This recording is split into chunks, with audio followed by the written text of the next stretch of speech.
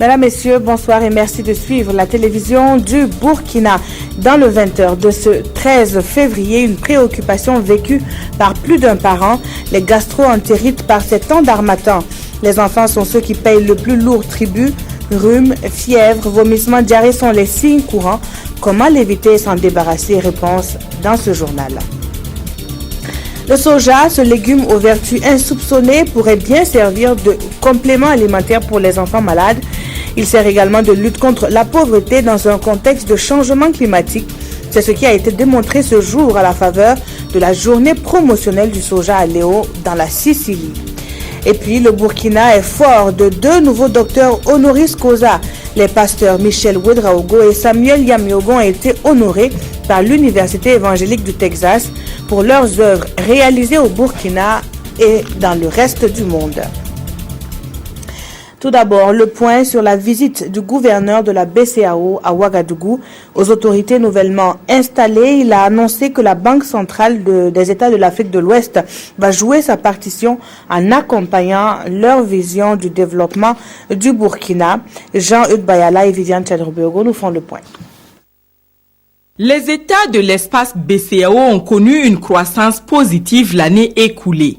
La banque entend continuer son appui aux nouvelles autorités burkinabées pour augmenter cette croissance. Nous avons passé en revue avec le président l'évolution de la conjoncture économique internationale, régionale et nationale. Et nous avons été confortés par notamment les engagements dans lesquels le président a instruit son gouvernement d'œuvrer justement pour la relance économique.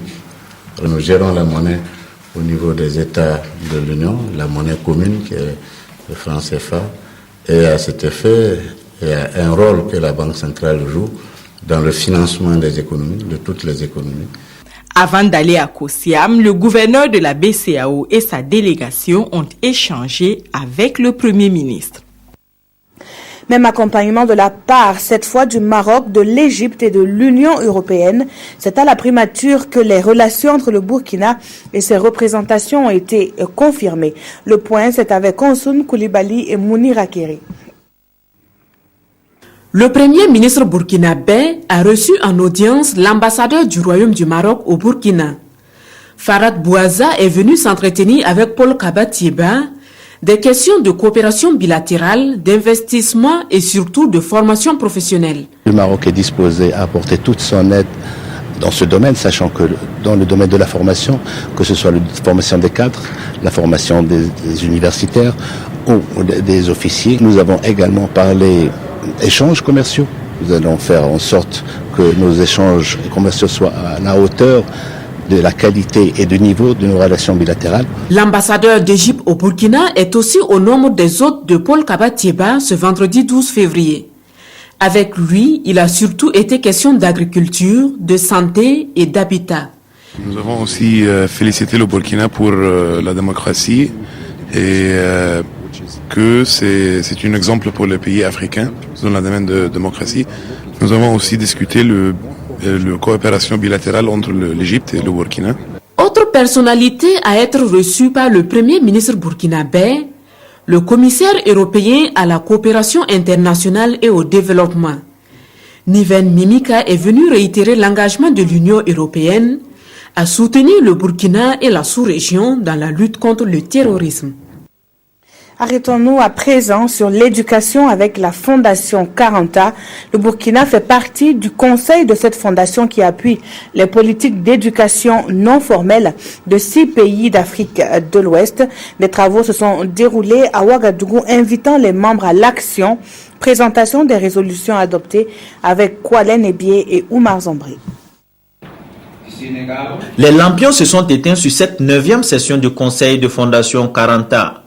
Une session qui aura permis aux participants venus du Burkina, du Niger, du Mali, du Sénégal, de la Guinée-Conakry et de la Côte d'Ivoire de passer au crible les rapports relatifs au texte et au fonctionnement de la structure, ce qui a abouti à des résolutions. Les principales résolutions, nous avons instruit l'équipe de se remettre en cause et d'envisager véritablement de conduire des activités sur le terrain au bénéfice de nos millions de populations qui sont encore analphabètes et qui, je pense, ont été la raison pour laquelle on a mis en place une fondation. La fondation pour l'appui aux politiques d'éducation non formelle dénommée Karanta a au cours de ses 16 ans d'existence engrangé beaucoup d'acquis. Le principal acquis, c'est qu'il est d'abord reconnu par le système des Nations Unies comme étant une institution à caractère international.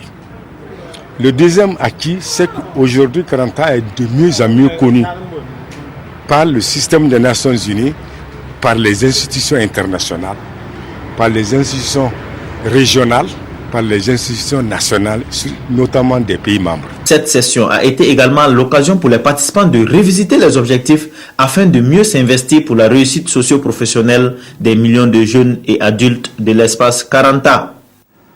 Elle est aussi bien connue dans ce domaine de promotion de l'éducation non formelle. L'association pour sa promotion lance un projet dénommé Éducation et droits de l'homme en développement. Sur une période de 3 ans, l'APNEF va collecter des données sur la performance du système éducatif burkinabé. Plus de précisions avec Mokhtar Ouedraogo et Ismaël Diloma Sirima. À l'issue de cette rencontre va débuter la collecte de données pour mesurer la performance de l'éducation burkinabé. Pour cette première phase, dite pilote, 48 enquêteurs sont formés pour recueillir dans les communes de 6 régions du Burkina Faso les informations sur 50 indicateurs du droit à l'éducation. Il y en a qu'on peut renseigner au niveau national, ça s'appelle les statistiques scolaires, n'est-ce pas? Et surtout au niveau quantitatif, on a beaucoup d'informations. Mais il y en a surtout les indicateurs qualitatifs.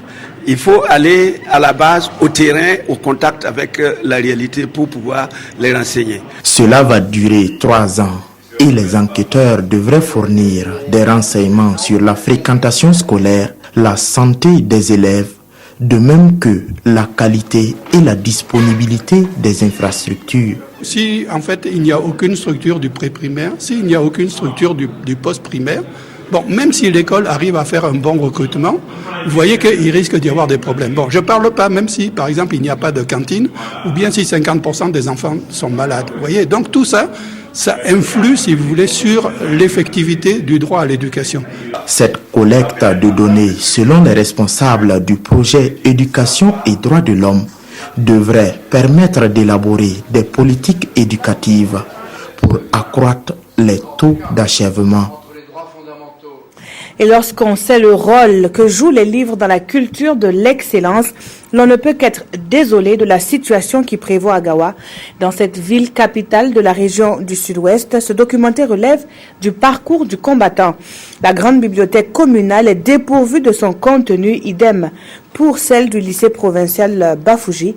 C'est un dossier que Seimadou Ouedraogo et Draman Kabouré. Ceux qui veulent bien lire les livres viennent les prendre pour pouvoir les lire et pouvoir mettre ça en évidence. Ici, on a plusieurs documents, on vient, on s'inscrit, on prend le roman et puis on lit. On lit tant qu'on ne finit pas, tu peux lire jusqu'à finir. Et s'il y a d'autres que tu ne peux pas avoir ici, tu peux partir à la grande bibliothèque pour chercher. Contrairement à ces scolaires du collège Notre-Dame de l'Annonciation de Gawa, qui ne peinent pas en matière de documentation, nombreux sont les élèves des établissements scolaires publics et privés qui ont des difficultés pour trouver les œuvres soumises à leur programme d'études. On nous donne le document à 2 personnes. 2 personnes pour 2 semaines. Les 2 semaines ne nous permettent pas pour passer le document entre nous deux et lire et bien comprendre le roman. En plus, tu peux passer, il y a manque de documents. Certains sont parfois contraints de se tourner vers la seule bibliothèque communale, mais là encore c'est peine perdue. Manque de romans africains et burkinabés, manuel de chiqueté, salle de lecture exiguë, toits qui chantent pendant la saison pluvieuse, voilà autant de réalités auxquelles sont confrontés les lecteurs de cette bibliothèque. Je suis venu fouiller, voilà l'étagère qui est là, et fouiller, je n'ai rien trouvé. Même pour trouver un roman burkinabé, je ne pense pas que ça doit être ici dans cette étagère. Dans le lycée provincial Bafouji de Gawa, qui a ouvert ses portes depuis 1969, un magasin fait toujours office de salle de bibliothèque et de lecture. L'établissement a essayé de dégager un magasin de la cantine pour mettre à la disposition, puisque le besoin de lire, le besoin d'apprendre est là. Il faut que les enfants puissent trouver un cadre pour lire le minimum que nous avons à notre disposition. Autre lieu auto-réalité, au collège Notre-Dame de l'Annonciation, c'est la salle des professeurs et celle du Sansora qui abrite les armoires contenant la documentation du lycée. Le gros souci est que nous n'avons pas de local pour exposer ces livres. Nous n'arrivons pas à terminer notre bâtiment. Et si on arrive à le terminer, nous aurons une bibliothèque et une salle d'ordinateur. Donc, en gros, une salle de documentation pour les élèves. Responsables d'établissement, élèves et lecteurs de Gawa ont tous les regards tournés vers les bonnes volontés et les autorités burkinabées afin de pallier le manque de bibliothèques et d'œuvres, toutes choses qui pourraient contribuer à rehausser le niveau des scolaires de la cité de Bafouilly. Et pour ceux qui arriveront au cycle universitaire, ils peuvent compter sur les États-Unis d'Amérique. Des opportunités existent, soutient l'ambassadeur Mouchingi qui s'est lui-même mis dans la peau d'un étudiant dans la ville de Sia. Drissa Traoré, Karim Sissé. L'ambassadeur américain face aux étudiants de l'université Aube Nouvelle de Bobo-Dioulasso. Toulinabo Mouchingi n'est pas là pour dispenser des cours, mais pour parler des opportunités que son pays offre aux meilleurs étudiants burkinabés, surtout à ceux du club anglais. Une démarche appréciée par les étudiants. Ça me donne envie de bosser plus encore pour avoir cette opportunité, car ce sont des opportunités rares. Et cette visite de l'ambassadeur des États-Unis est la bienvenue. Au grain de thé qui variait à décollement, l'hôte du jour a échangé à bâton rompu avec la jeunesse. Question pour lui de recueillir les aspirations réelles du peuple. Ici, plusieurs sujets ont été abordés. Le problème d'emploi, ça passe bien sûr au premier niveau. Comme ma collaboratrice a dit, 60% c'est la jeunesse. Et comme votre jeune questionneur là a dit, ils ont des capacités, ils ont des compétences. Mais comment mettre les compétences qu'ils ont et ces jeunes qui sont déjà disponibles et les réalités économiques que nous avons? Comment marier les deux? Une autre priorité, c'est clair que le côté décentralisation, le côté local est sorti aussi de cette discussion. Dans les jours à venir, Toulinabo Mouchingi compte rencontrer les acteurs de l'économie de la ville de Sia et les étudiants de l'université polytechnique de Bobo-Dioulasso. Du soja, on en parle à présent, non pas de ses vertus déjà connues, mais plutôt de sa rentabilité sur l'économie nationale. Les producteurs burkinabés sont très vite confrontés à l'écoulement du produit. C'est pourquoi une initiative a été lancée ce jour à Léo dans la Sicile, une journée promotionnelle du soja. Nous en savons davantage avec Pawan Drogo, Jean Zongo et Draman Guéné. Une quarantaine d'exposants ont pris part à cette première journée promotionnelle de soja ici à Léo dans la Sicile. Dans ces stands, le soja est présenté sous toutes ses facettes, de nourriture humaine à aliments pour bétail. Bref, le soja est une spéculation qui stimule la transformation.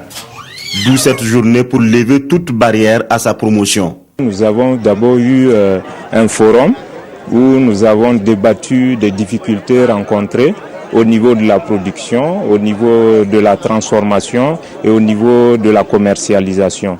Et des spécialistes nous ont accompagnés et ensemble nous avons essayé de trouver des pistes de solutions à ces différentes difficultés. Malgré ces difficultés, la province de la Sicile produit 230 tonnes de soja par an. Une production très importante selon le ministre de l'Agriculture, qui salue à sa juste valeur l'initiative d'une telle journée.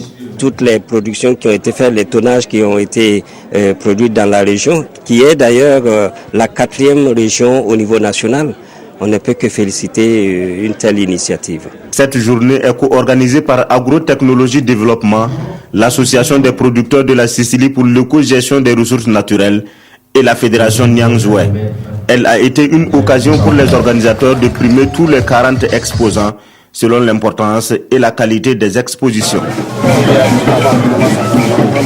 L'ONG Africaire, elle a entamé une campagne de distribution de sous-produits agro-industriels aux ménages très pauvres et pauvres. La commune de Déou, Oursi et Tinakov, les communes donc de Déou, Oursi et Tinakov en sont les bénéficiaires. Avec l'opération qui a démarré cette semaine, ce sont au total 875 tonnes de ces aliments pour bétail qui seront gracieusement distribués dans ces localités situées dans le Sahel burkinabé. Alexis Oudraogo et Bernard Diasso pour le reportage.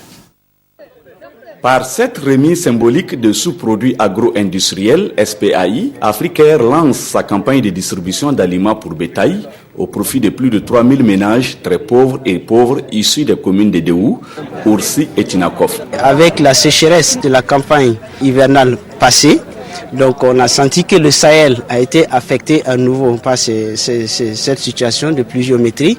Quand vous prenez Tinakov avec des 161 mm de pluie tombée en moins de 3 semaines, alors ça n'a pas permis de disposer de pâturage ni de recharger les réserves souterraines en eau afin de faciliter le développement de l'élevage qui est la principale source de revenus et de vie des populations dans cette localité. Après ce lancement, une visite guidée sur des sites maraîchers situés le long du fleuve Béli où l'ONG Africaire apporte un appui technique. Lorsque vous avez un partenaire qui vient pour vous appuyer en aliments bétail, c'est là le plus que nous réconforter. Et c'est l'occasion vraiment de les remercier pour cet appui-là. En ce qui concerne la visite dans les jardins, je crois que ça nous a été agréablement surpris de voir les efforts qui sont déployés par les populations à ce niveau.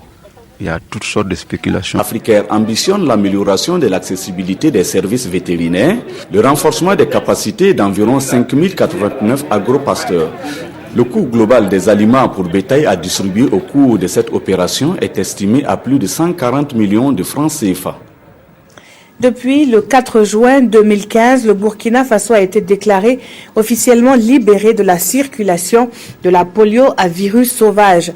Les acteurs de la lutte ne comptent pas pour autant baisser la garde. Les journées nationales de vaccination contre la polio auront encore lieu cette année 2016 et le concours de tous est sollicité. C'est ce qui a sous-tendu la tenue d'une rencontre avec les leaders d'opinion de la province du Bazéga. Cam Roger, Nathalie Sawadogo. Le Burkina Faso n'a pas enregistré de cas de poliovirus sauvage il y a de cela 7 ans. Une situation qui lui a valu le titre de pays libre de toute circulation de poliovirus sauvage. C'est une distinction que l'OMS a décernée au pays en 2015. C'est également un appel à ne pas baisser la garde car le virus continue de circuler dans la sous-région.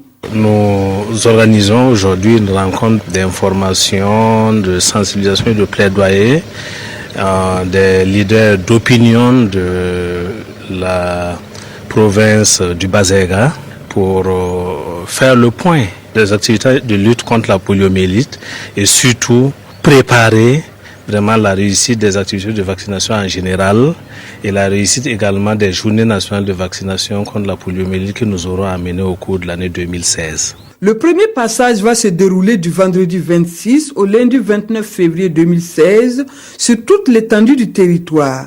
Sont concernés les enfants de 0 à 5 ans, soit une cible totale de plus de 7 millions d'enfants. Je vous le disais en titre, les enfants paient le plus lourd tribut des effets de l'harmattan. Rhume, fièvre, vomissement et diarrhée sont les signes, entre autres les maladies donc causées par ce vent de poussière. De plus, ces gastro-entérites se transmettent facilement. Lamine Karantao, Idrissa Ouarga et Christine Koulibaly se sont intéressés à la question. Suivez plutôt. Elle s'y a beaucoup. Et puis elle vomit ça. Même à tétée, elle vomit. Ce symptôme qu'a développé la petite Nazifatou est bien connu de nombreuses mères ces temps-ci. Il constitue la deuxième cause de consultation après le paludisme. Voilà, il s'agit généralement des gastro-entérites qui sont fréquents actuellement.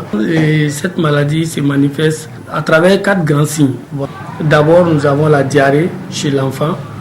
Nous avons en plus de la diarrhée les vomissements. Nous aurons également les maux de ventre.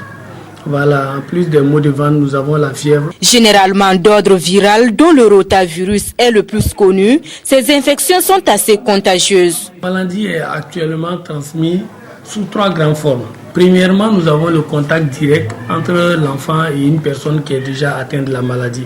En plus de cela, nous avons les aliments souillés, nos crudités, autres, voilà, qu'on arrose dans les champs avec de l'eau qui n'est pas souvent très propre, voilà, ou bien un aliment qui est resté ouvert. Voilà, les mouches peut-être peuvent prendre des germes, venir déposer dessus, ce qui va entraîner la maladie. Comme troisième mode de transmission, nous avons les objets souillés. Un enfant peut déféquer à terre, on n'a pas bien nettoyé, un autre enfant vient s'amuser là-bas. Le temps est également un facteur favorisant. Cette période-là, la décembre, janvier, février, quand il fait froid, cette maladie-là augmente. Et en plus de cela, nous avons l'hivernage. Vous avez la défécation dans la nature, les eaux insalubres qui sont dans la nature. Quand les eaux de pluie emportent ça et mettent ça dans les eaux de consommation de la population. À cela s'ajoute la promiscuité et le manque d'hygiène. On m'a dit d'être hygiénique et puis on m'a donné quelques conseils de la traiter bien. Ces infections évoluent généralement favorablement à condition que les symptômes soient pris en charge immédiatement. Voilà, si la consultation n'intervient pas rapidement, ça peut nous entraîner à la complication. Et cette complication peut entraîner malheureusement la mort chez l'enfant. Pour réduire le taux de mortalité, le gouvernement joue sa partition. Le gouvernement a introduit les vaccins contre le rotavirus dans le programme élargi de vaccination. Normalement, c'est les combinés aux vaccins qu'on fait à 2, 3, 4 mois. Mais contre les autres virus, on n'a pas encore de vaccin. Donc ça veut dire qu'on peut au moins diminuer la charge des maladies en vaccinant contre le rota. Une hygiène irréprochable, la protection contre le froid, entre autres, peuvent mettre les tout-petits à l'abri de ces infections. Des infections qui touchent principalement les enfants, dont l'âge est compris entre 6 mois et 2 ans. La santé est l'une des priorités dans l'appui consenti par l'Union européenne au Burkina. En visite dans la capitale, le commissaire européen pour la coopération internationale s'est rendu dans plusieurs centres médicaux. Les réalités de ces structures ne sont pas passées inaperçues et au bout de sa visite, le commissaire a réaffirmé l'engagement de l'Union européenne à financer le développement au Burkina. Moussa Oudraogo et Tanga Kafando nous font le point. À la maternité du CEMA de Pissi, le commissaire européen Neven Mimika touche du doigt les réalités du secteur de la santé au Burkina. D'une salle à l'autre, la capacité d'accueil, l'équipement et l'affluence est expliquée par le personnel médical. Le commissaire Mimika s'est également rendu au centre de prévention et de traitement épidémiologique. L'ouvrage est financé par l'Union européenne pour lutter contre d'éventuels cas d'Ebola au Burkina Faso. Ceci est une occasion qui donne un aperçu concret de notre appris sur 2 questions qui je tiens à cœur. Donc déjà la question sur la santé maternelle et infantile, ainsi à ce que la lutte contre les épidémies.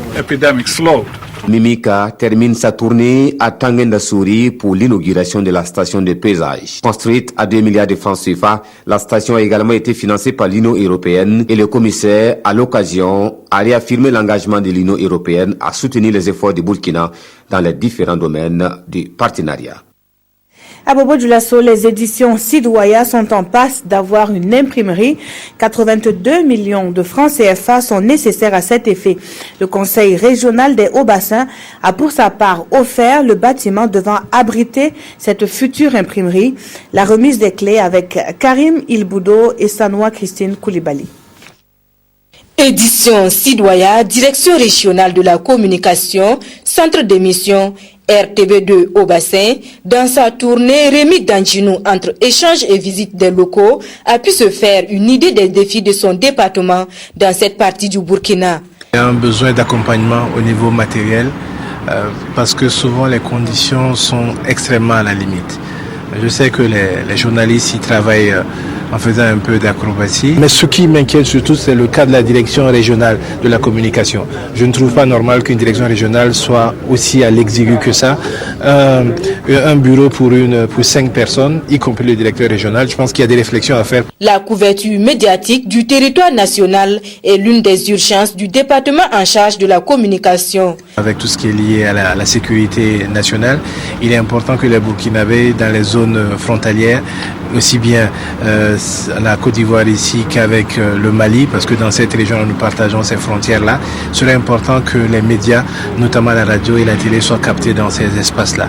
Et le chef de l'État a une écoute particulière là-dessus, et je pense que dans les semaines et les mois à venir, une réponse sera apportée à cette question, notamment les émetteurs, pour que dans toutes les régions frontalières du Burkina, on puisse au moins s'écouter les radios nationales, la radio nationale, et avoir donc le sentiment d'appartenir à cette communauté et suivre les instructions et les recommandations du gouvernement à l'endroit des populations, notamment cette lutte contre l'insécurité et contre le terrorisme. Sur les plateformes revendicatives des travailleurs des médias publics, le MUD dit avoir pris langue avec les syndicats et que des réponses seront données en fonction du compte national marqué par une limitation des ressources. Et vous l'aurez donc rectifié, c'est bien un point qui a été fait par Christine Koulibaly sur la tournée du ministre de la Communication au niveau des Hauts-Bassins. Les pasteurs Samuel Yamiogo et Michel Ouedraogo honorés. Le premier est fait docteur honoris causa ès lettres et le second docteur honoris causa de la divinité. Ces hommes de Dieu voient ainsi leur mérite reconnu par l'Institut Express International de Malawi, une antenne de l'Université évangélique du Texas. La cérémonie de graduation a eu lieu ce 13 février en présence de plusieurs personnalités universitaires et politiques. Le point avec Alidou Badini et Frédéric Etienne Bassenga. L'Église des Assemblées de Dieu du Burkina, honorée à travers deux de ses figures. Pour toutes les œuvres qu'ils ont faites à travers le Burkina et le monde, les pasteurs Samuel Yamiego et Michel Ouedraogo ont respectivement été faits docteur honoris causa ès lettres et docteur honoris causa de la divinité par Cypress International Institute de Malawi, qui est une antenne régionale de l'Université évangélique du Texas. Dans une ambiance de fête, mais aussi de prière, ils ont reçu leur diplôme des mains du professeur Gusto Gadama, vice-recteur de Cypress International Institute, qui a fait le déplacement de Ouagadougou. C'est un honneur qui doit être exemplaire, je veux dire qui doit inciter nos jeunes frères et surtout nos jeunes sœurs à redoubler d'efforts pour travailler dans le Seigneur. Quand on sait que les êtres humains reconnaissent même l'effort que vous avez fait, ça vous donne beaucoup de courage, beaucoup de tonus pour encore continuer. Que c'est vraiment un encouragement et quelque chose qui m'interpelle à aller plus de l'avant. Parce que si des gens hors du Burkina et même hors de l'Afrique, alors ont pu réellement penser, eh bien que le travail que j'ai mené ici mérite un honneur, une graduation, eh bien je pense que ça m'interpelle. Ces deux pasteurs ont dédié leur graduation aux fidèles de l'Église des Assemblées de Dieu du Burkina. Ils ont également sollicité leur prière pour qu'ils puissent continuer à donner le meilleur d'eux pour l'édification d'une église plus solide. Et nous repartons à Bobo-Dioulasso pour évoquer la 3e édition du festival In-Out Dance. Ce carrefour qui prône la danse contemporaine réunit à chaque édition des centaines de festivaliers. La présente n'a pas dérogé à la règle malgré le contexte sécuritaire actuel, nous disent Drissa Traoré et Ali Traoré. Et de 3 pour le festival In-Out Dance de Bobo-Dioulasso. Cadre de promotion des potentialités culturelles de la région, cette manifestation réunit depuis le 1er février 2016 des centaines de festivaliers et ce jusqu'au 13. Et pour cette édition, la réflexion était centrée sur la politique culturelle. La politique culturelle, bien sûr, sur quel pied danser. Il faut danser sur le bon pied. Je pense que c'est bien parti. S'ils sont à leur 3e édition, l'initiative en tout cas est encouragée et accompagnée par le ministère, même si cette année ils n'ont pas eu le soutien qu'il fallait pour vraiment dérouler les choses comme ça devait se faire. À cette cérémonie qui a vu la parade des jeunes festivaliers et la prestation des différentes ethnies, un invité de marque. L'ambassadeur des États-Unis au Burkina Faso estime que la promotion de la danse est un tremplin pour le partage de la culture. Nous vivons dans un village global et nous tous, nous devons travailler ensemble pour essayer de développer, pour essayer de gagner. Mais franchement, de voir les talents qui nous ont été montrés ici, c'est vraiment incroyable. en partant de tout le monde, que ce soit le dernier groupe, que ce soit le groupe de Soul Miwe. C'est vraiment incroyable de voir ces talents. Ces prestations ont également émerveillé le public de Bobo Dioulasso, sortis nombreux pour la cause du festival In-Out Dance, un festival qui prend de l'ampleur au fil des éditions. Le rendez-vous sportif de ce week-end est pour demain dimanche. L'Union sportive des forces armées défiera le Kaokab Athletic Club de Marrakech en Coupe de la Confédération africaine de football. Depuis ce vendredi, l'équipe militaire séjourne en terre marocaine. Comment se prépare-t-elle? Réponse dans ces interviews. L'objectif, c'est vraiment venir vraiment faire un bon résultat à Marrakech ici. Un bon résultat, ça veut dire quoi, coach? Bon, je pense que connaissant pas bien le club, on peut pas dire qu'on peut pas s'hasarder à vraiment dire qu'on peut avoir le gain du match, mais nous sommes venus pour avoir le gain du match. C'est pas impossible. Je pense que les enfants aujourd'hui sont dans cet esprit-là.